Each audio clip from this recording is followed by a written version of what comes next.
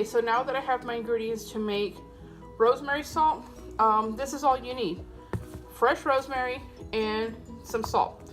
Now I went and picked this from my garden and I washed it really well just to make sure there wasn't any bugs or anything like that on it. You want to wash it really well. And then I just rolled it in a paper towel to get all the excess water off, and I let it sit in the sun for a little bit here in the kitchen. And as far as salt, you can use table salt, sea salt, rock salt, any type of salt you want. If all you can afford to use is just regular Morton's table salt, then get that. Because this salt, this little container that holds 17 ounces, this was $8. So I like the benefits of Himalayan pink salt, but if you can't afford to get this, just use regular table salt. It's gonna taste just the same, but you're not gonna have the benefits of Himalayan, but that's okay. All right, so let's go ahead and get this started. First thing you wanna do is go ahead and take off all of the leaves. Now you're just gonna hold on to it and you're just gonna squeeze it down, okay? The top ones are a little bit harder to get, but so the top ones here, what I normally do, I just pick like this. Okay, you want to make sure you're not getting any stem. Not that the stem will kill you or anything, it's just that it's kind of chewy and you really don't want that in your salt. Even though you're going to put this, you know, you're going to blend all this up. So I'm going to use my food processor. If you don't have a food processor, you definitely can use a blender. So again, when you have a straight one like this, just pinch the top of it and with your fingers go all the way down. See how all of that came off? And then just take the last little scragglies off. Okay, so I'm going to continue doing this and we'll be right back. All right, now that I have my rosemary all ready here, you can do either two things. You can get a knife and you can literally just go through and chop up your rosemary very small. You can do this if you like, which, honey, I ain't got time for that. I'm gonna put mine in my food processor. So I'm just gonna take it all and put that in there. And I will show you what that looks like in just a hot second. Okay, same here with the salt. You can buy the one that's a rock salt already. I prefer this one that's already a fine salt. And I'm just gonna use that and pour all of that in the food processor as well. I'm using two because I'm making some for my daughters and myself. So I'm using 2 containers. You guys hold on to these containers.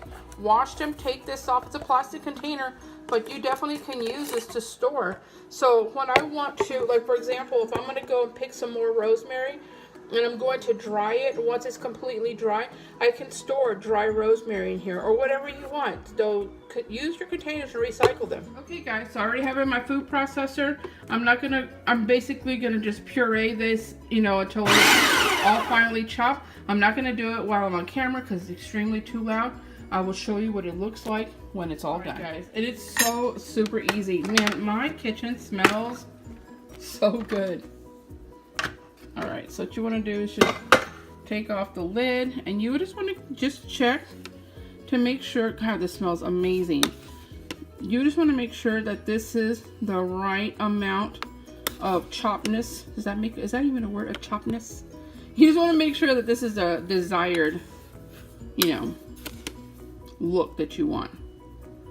And so if this salt would have been rock salt, obviously you would have made this into a powder. I like it like this where you can see the bits of rosemary because I use this, you know, when I'm cooking, especially when I'm doing on vegetables, or I make homemade pita chips. And so when I make homemade pita chips, I use some of this rosemary salt to drizzle on top of them while they're baking in the oven. So to me, this is a very good consistency. So, I mean, guys, you try this over your vegetables. If you eat eggs, put over eggs, whatever it's salt. I mean, come on, guys. And rosemary, God, it smells amazing. All right, so I'm gonna just go ahead and get this ready for the drying method, and I'll show you that in a second. Put this into a bowl, and I'm just gonna kind of give it, you know, just a stir to make sure that everything got blended up really well. Making herb infused salt is so easy, guys. If you don't like rosemary, you want to do basil, do basil. You want to do lavender, do lavender. You know, you can do this if you want to make sage salt. I have sage outside that I'm thinking I'm going to do that, but I don't really use a lot of it. So in that case, I would just make enough like for a little jar like that. But since I'm going to be sharing this, I'm making a lot. And this is something that I do use a lot of. So now I'm gonna lay this on a piece of parchment, just on a rack here. And I'm gonna let it dry probably like 2 to 3 hours. And then once it's nice and dry, then I will put it into the jars.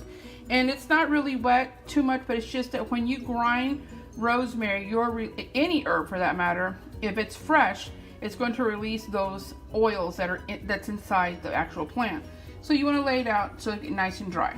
All right, okay, guys, I've been drying this salt for about 4 or 5 hours now because I was upstairs doing stuff. And I thought I was going to have to put more rosemary in here, but man, it smells amazing. See how it's all dried now? It's all nice and dry. So now that I broke it all up. Woo, it smells good. I'm gonna just get all the little clusters out of it, and then I'm gonna put them in jars, and I'll show you what they look like. Man, if you could only smell that, it smells amazing. As you can see, it made a lot. All of that made all these little containers. So I'm giving these one to each of my older daughters, Tasia, Lachey, and Jazz. Some rosemary salt, and then I have a jar and a half of it. This is how many cups? I can't see. This is 4 cups worth. So I have about 6 cups left. I made a lot. I didn't realize I made so much. I obviously don't need this much, so I'm probably going to put some in some other 2 little jars and probably give those away to some friends. But it's so easy to make, and if this was the only salt I have, then I would keep it. I don't know. I might keep it. Who knows? I don't normally go through this much salt. If I go through this much salt, there's a problem. But anyway, it's so pretty, right? And this is with the pink Himalayan salt and the rosemary. You can grind it up smaller than that, but I love it. I love to have chunks of it in, so when you're eating your food, you definitely can see it, smell it, and taste it. So I'm gonna make some pita chips tomorrow, and I'm going to use some of this. I may make a video showing y'all how I do that. I hope my girls like it. It's so easy to make infused salts. I normally do this too with sugar, but since I don't really eat sugar like that, I threw it all away because I didn't use it. But salt I do use. All right, guys. As always, love you all and blessed be. Bye.